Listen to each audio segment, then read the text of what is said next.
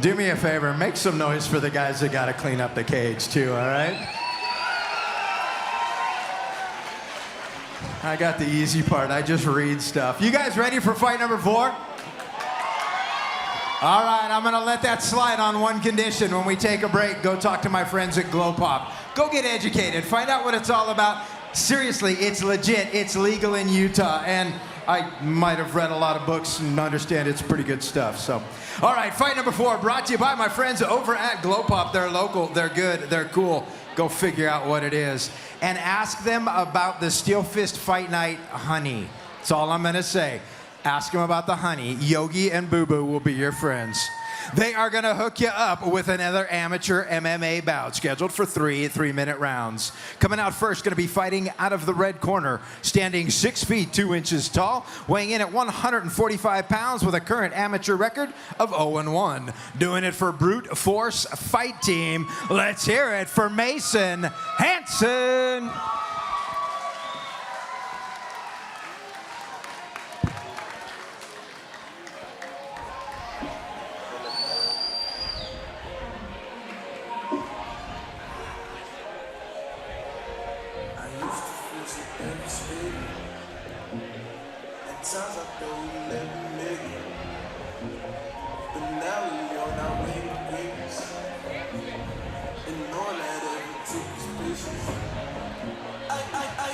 Here we go, ladies and gentlemen, making his way out to the cage, we have Masen Hansen. This young man is 22 years old, standing 6 feet 2 inches tall, weighing in at 145 on the dot. He has a record of 0-1-0. What do we know about this guy, Ryan? Well, we know he's fighting at a Brute Force MMA there in the Uinta Basin area. You know, he's got his training partners, Benjamin Franklin, who's on the card later tonight, Marcus Hackford, Richard Mendoza. He does have a bit of a wrestling background, I believe. He did lose his first bout by submission, I believe it was. Yeah, it was towards the end of the first round he lost by submission. Well, and look at him. I mean, he's a tall guy, right? This is a 145er. Yes, at 6'2". Yes, yes. I mean, he's a young kid. So, honestly, I'm curious to see what he comes out here and brings to us in the second time out. Yeah, no, I'm excited too. You know, that loss, especially getting caught with a submission early in your first fight, not making it out of the first round, that generally is going to motivate you, especially someone that's a wrestler. You've got a grappling background. So yeah. I guarantee that he was out there putting in the work since March to come back and hopefully get his hand raised tonight.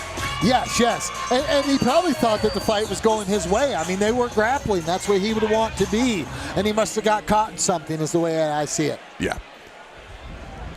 All right, and his opponent tonight going to be fighting out of the black corner, standing 5 feet 8 inches tall, weighing in last night at 143.5 pounds, currently undefeated with an amateur record of 1-0. Doing it for Tooele Martial Arts, let's hear it for Julian Gomez.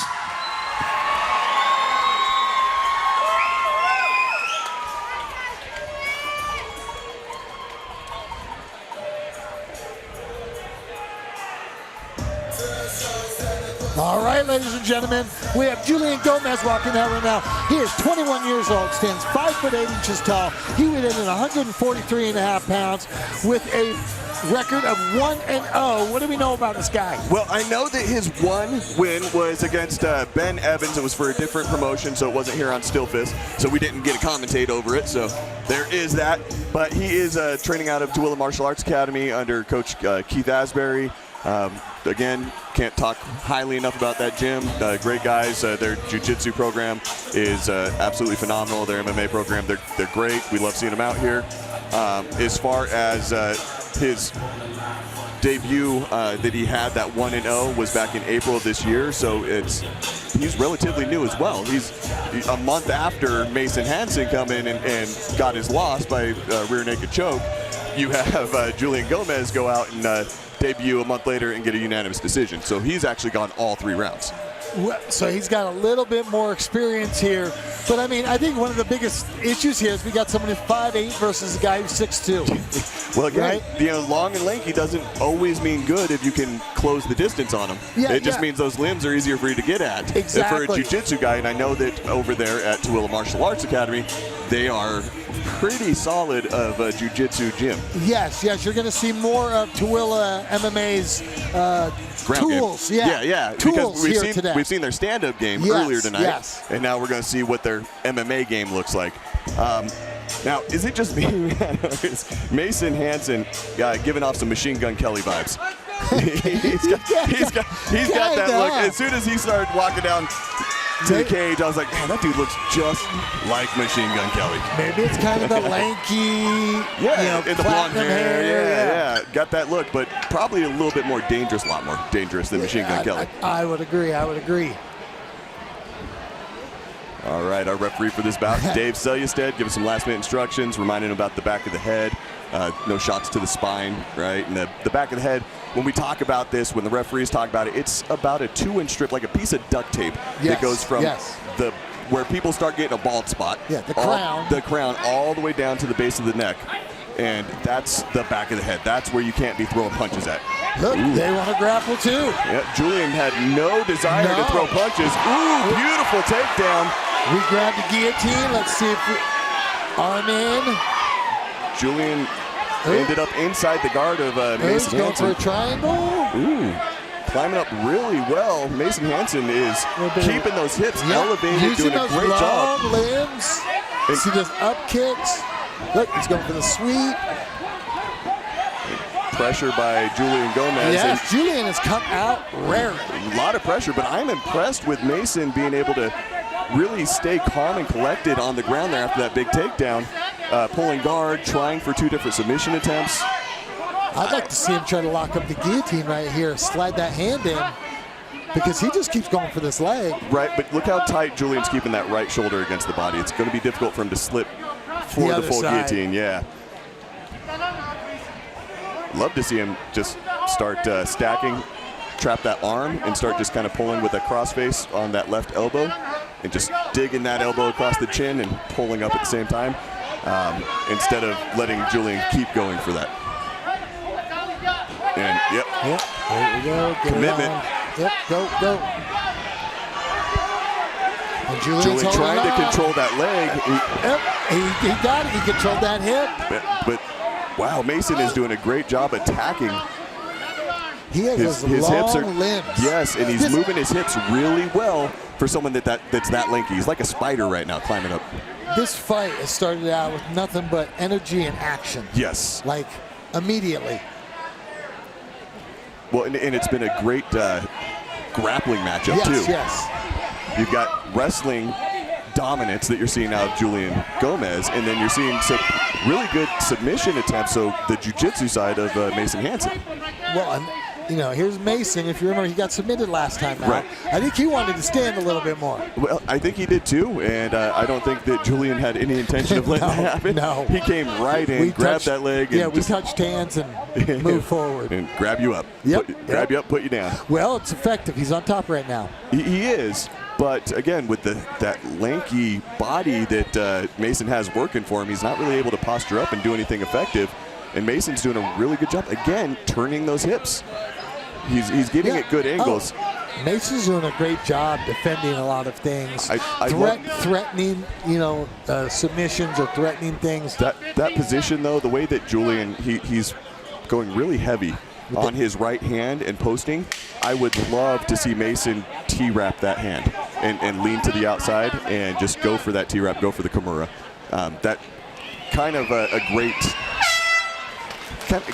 attack from that position when someone is staying that heavy on a pivot hand and it's so far away from their body. I think that would be something I'd be in coach's corner saying, hey, look for that T-wrap, look for that Kimura. He's giving it to you. Yeah. So, what are you telling our buddy Masen? Well, just that. I would be telling Masen, hey, look for that Kimura. If he gets you on your back again and he pulls guard, or he gets inside your guard, I want you to look for that opportunity to attack that hand.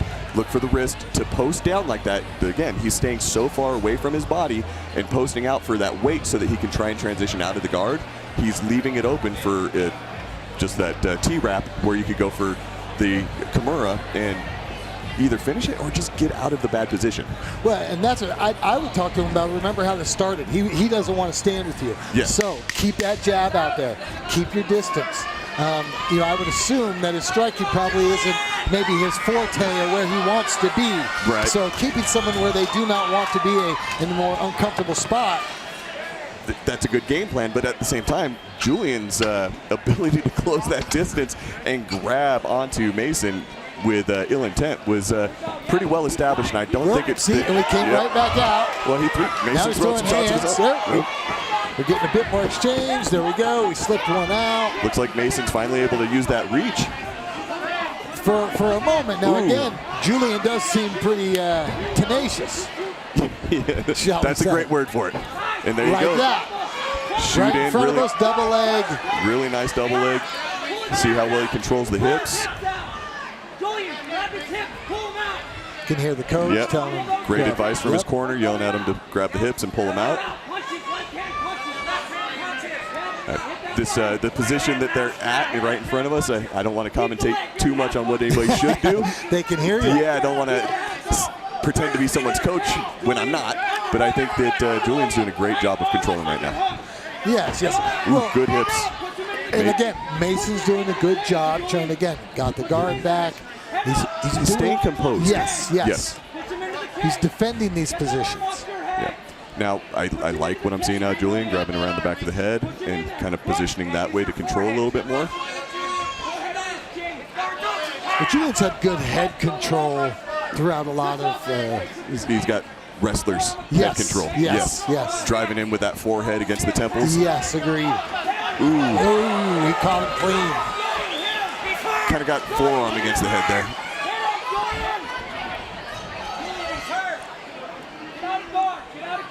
A dominant round right now for Julian Gomez. I think that Julian did exactly what he needed to win the first round, but the amount of impact that he's having so far, landing a lot more shots, being consistent. Ooh, big punch. Ooh, look at those hips. He slid that out. Those submission attempts that I'm seeing out of Masen. Oop, can't put your fingers in the cage.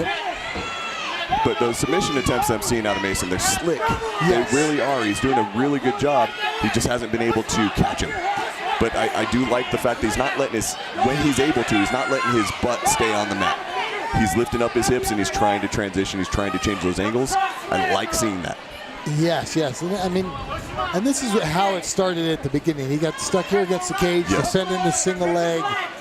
And then again, that tenacity Julian has ended up finishing it. Yes. Remember, almost similar to this, right? Change the angle and drive through while pulling the leg back. Oh, we locked up the triangle. He's got that side triangle. Now, it's a little bit difficult to finish an inverted triangle. You got to reach across the body and grab that opposite side leg. And you got to pull it up. Yep, you got to grab that opposite side leg to really force that shoulder deep into the throat and really I don't know choke if we him. have the time, I swear. No, but if he transitions to an arm lock right here, he could go for the arm bar from this position. There we go. Great round. Both these guys, great round. Very dominant performance by Julian Gomez in that round. Agreed. I love what I'm seeing out of Masen Hansen with those submission attempts. Well, Mason shows you he's always in it, right? Yes, He's always in this fight. He's staying composed. He's working for things. He's not just sitting back and letting someone just dominate him. Yes. I'd love to see a little bit more of Mason's hands. Yes. Right? Well, to that I'd love to see more of Julian's hands. That's what I was about to say. Julian landed some good shots, but he gave up on them really quick. I don't know if it was after feeling some punches from Masen and decided, you know what, I don't want to play that game. I'm going to go with what I'm good at. Or if it was just, I'll throw a couple just to confuse you, make you think I'm going to play your game and then go back for the takedown. Well, either way, it was a smart move. Yeah, I think, we're fighting, so let's fight for a minute. But this is my world. I'm going to take you back to it. So going into the third and final round, how do you have it? I've got 2 rounds. I don't think that there was a 10-8 round anywhere. No. I think that we've got 2 10-9s for Julian Gomez. I think that if I'm judging, which I'm not, and I've been wrong a lot, I like to argue with the judges after the show and say, what were you thinking on this? But I really do think that Julian is probably sitting, front kick. Probably sitting at a 20-18 right now. I can't argue with you there. I definitely think Masen needs a finish in this round. Yeah, absolutely. I mean, if I'm in Mason's corner, I'm telling you, buddy, you got to get a finish. Yes. So either keep it on your feet, get the knockout, or if you're on the ground, I need you going for submission. And he has been active off No, of his he back. really has. He really has. I'd love to see a crossface, though. With these single leg attempts, the way that Julian is just staying in there, I would love to see him just start raking across the face and clapping together and just pulling upward as hard as he can. And I like those shots to the head. Yeah, no, I really do. They're effective in that it doesn't feel good, but it's a bad angle to really get a knockout because he can't throw the elbows. Yes, yes. Because he is amateur. There we go. Slide the hook in. Julian straightening that leg. They're having a battle of can he get that foot through. Well, and look for Masen to go for the arm. And Masen got it through. Now he's going again for the Back triangle. at it. Ooh. He has that reverse check. Same position we ended the round in. Yep. Again, I would he love can to just hold this. go for the arm lock right here. He's in a prime position to go for that arm lock. Stack 2 arms on and just start pulling and just crank. I feel like if he really goes for it, he's got a good chance of finishing that arm lock. I was just telling to punch him in his There you head. go. There you go. He quit. Yeah, he was done fighting. Masen Hansen, that was a phenomenal job. Staying in the fight all the way through, not giving up in adversity, getting that beautiful arm lock. You know, again, it's not always the triangle when you've got the triangle, right? Yeah, you got to right. watch out for the other submissions. It's a chess match. One thing leads to another. That's right. And Masen did a great job setting that up and finishing that fight. Beautiful, beautiful. Well, he lost his first one by submission, wins his second by submission. Yeah, he's 1-1 right now. Evens it out. Yeah, he's looking like a stud right now. So, you know, who cares about that first loss? Let's take it to the cage and make this thing official.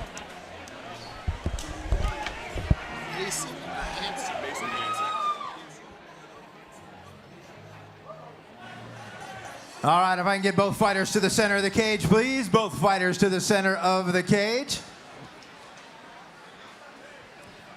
Do me a favor, gang. Make some noise. Your winner, 1 minute, 29 seconds into round number 3. Tap out due to armbar. Out of the red corner, Masen, the Mouse, Hansen.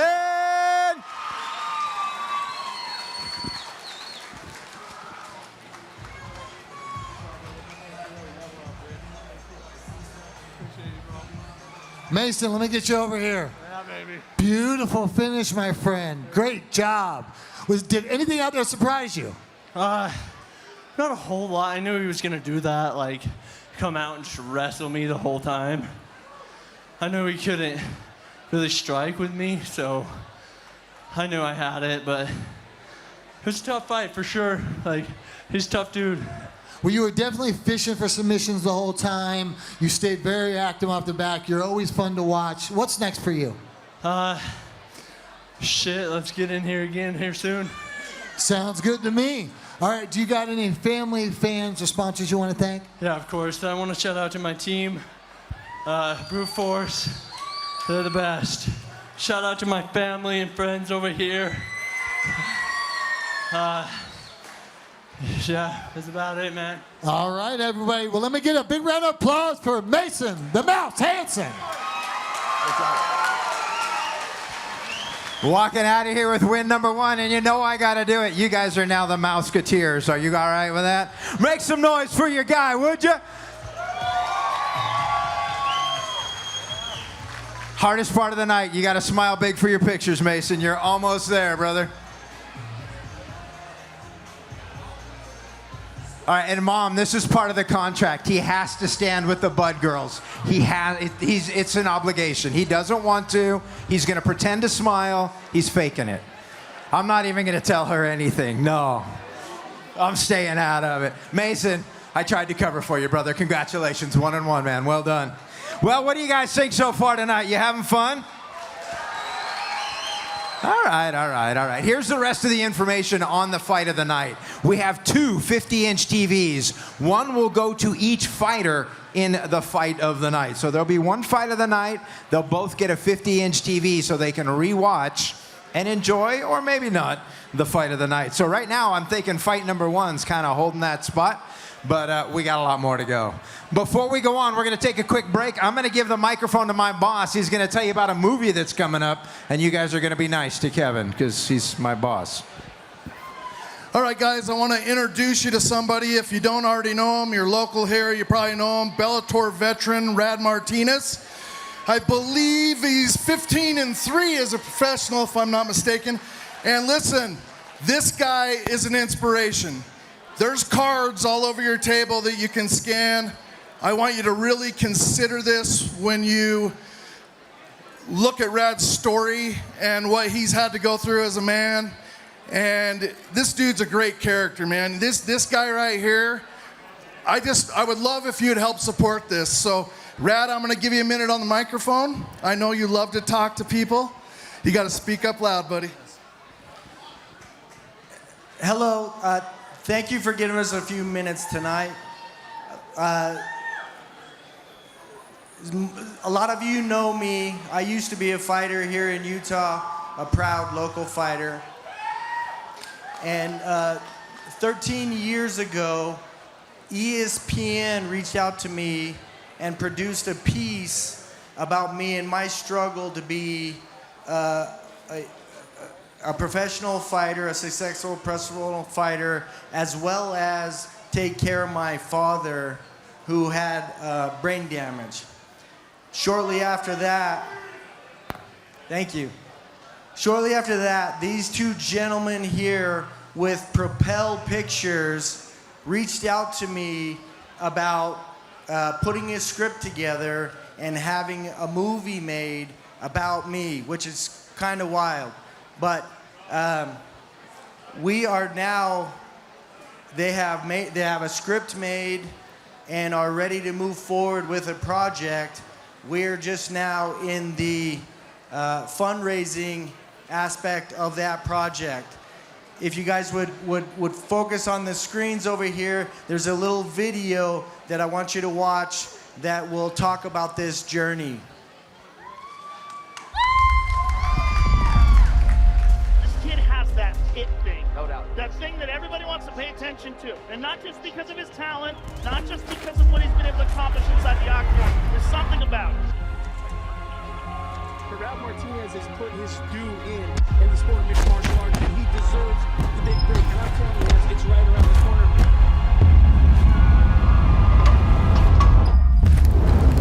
Hello, everybody. Welcome to Rad. Rad is a story we're passionate about. It's a story about fighting and about family. Fighting for your family's name, fighting for significance, fighting to prevent personal irrelevance, fighting to be seen. I still wonder. I look at him and I wonder if he knows me and recognizes me. That's pretty tough. The story we're going to tell is inspired by true events. Rad Martinez is a brawler from a dusty small town in New Mexico who fought his way to become a collegiate All-American wrestler, empowering him to leave his dismal stomping grounds. However, when Rad's grandmother back home becomes ill and passes away, he alone is the only one willing to care for his disabled father, honoring a promise he gave to his grandmother years earlier. She was always so worried about Dad. She said to him, "Oh, Rick, I don't know what's gonna happen to you when I'm gone." And I said, "Grandma, I'm here. I'm gonna take care of him. I am. Don't worry. I will."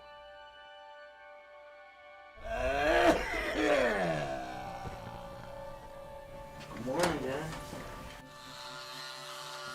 Every day, I put this man through a living hell. I twist his neck, I stretch his muscles, I loosen his joints. It's an absolute must for brain damage victims. So as Rad returns to a world he worked so hard to escape, he faces this harsh reality of caring for Dad 24 hours a day, 7 days a week, while at the same time trying to become a champion MMA fighter to settle some old family debts. The question is, in essence, can Rad achieve his dreams by being both humbly committed to family and at the same time be an ambitious cage fighter? Our vision for the film is to portray a poetic human story about the struggle for significance. And we want to do that through the lens of a gripping sports film and a compelling character drama to inspire you and entertain you. We're going to go deep inside the underground world of MMA and contrasts it with the beauty of this young man, Rad, fighting to achieve his dreams, find significance, care for his disabled father, and redeem his family. The film will be set in the harsh environment of New Mexico landscapes and steel cages. Thematically, we hope to paint the picture of a modern Cinderella man with a small town community feel of Friday Night Lights. The heroes we hold up in society are important. With so many of our heroes being bigger than life or unattainable, the hidden heroes are crucial. And this is why you should support this story. We need real human heroes, grounded in reality. Rad's story is different. Rad reminds us that significance comes from the small daily sacrifices we make for those we love most. And Rad reminds us that fighting for family, for honor, and for dreams is what makes us human. Rad is a humble hero, an unsung hero, the kind of hero